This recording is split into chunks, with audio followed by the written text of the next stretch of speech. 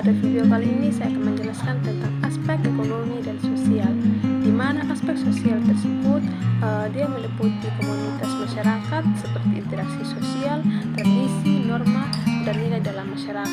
Sedangkan faktor ekonomi yaitu penghidupan produksi, konsumsi, dan distribusi. Ekonomi umat terdapat 3, yaitu yang pertama pola interaksi sosial masyarakat di Sumba dalam usaha memenuhi kebutuhan hidup. Yang kedua, interaksi sosial tersebut menghasilkan proses produksi dan cara produksi yang disesuaikan dengan ketersediaan sumber daya sekaligus tuntutan zaman. Yang ketiga, interaksi sosial ekonomi dilakukan dalam bentuk pertukaran yang dibedakan menjadi 3 jenis, yaitu resiprokal, barter, dan menjual. Adapun bentuk pertukaran di Sumba, yang pertama itu resiprokal, yaitu cara pertukaran barang dan jasa yang bertujuan menimbulkan kewajiban untuk membalas pemberian tersebut sehingga menjadi suatu mata rantai yang berkesinambungan atau timbal balik. Selain itu, tujuan pertukaran ini adalah untuk menciptakan atau memelihara hubungan sosial. Yang kedua, ada barter, cara pertukaran barang atau jasa tanpa menggunakan uang dan tidak bertujuan untuk menciptakan kewajiban timbal balik.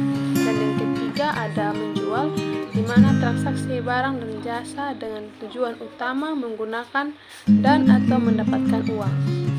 Perbedaan di antara masing-masing cara pertukaran tersebut ditentukan oleh jenis dan pentingnya hubungan sosial.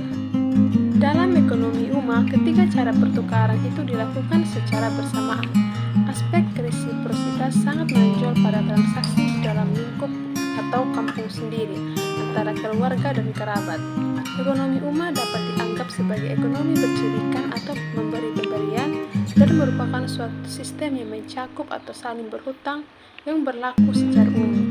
Dalam hal pemberian berdasarkan resiprokal, tidak ada ciri mengutamakan kepentingan orang lain atau altruistis, karena orang Sumba seakan-akan secara teratur mencatat dalam benaknya neraca yang memuat semua hutang dan kewajiban pribadi sebagai konsekuensi dari kebiasaan saling memberi itu.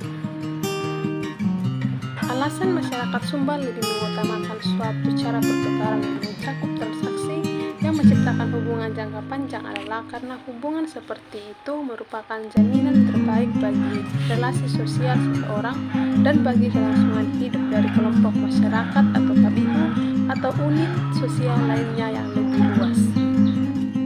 Adapun diversifikasi penghidupan di Sumba yaitu pertanian pangan seperti jagung, padi, umbi-umbian, dan kacang-kacangan.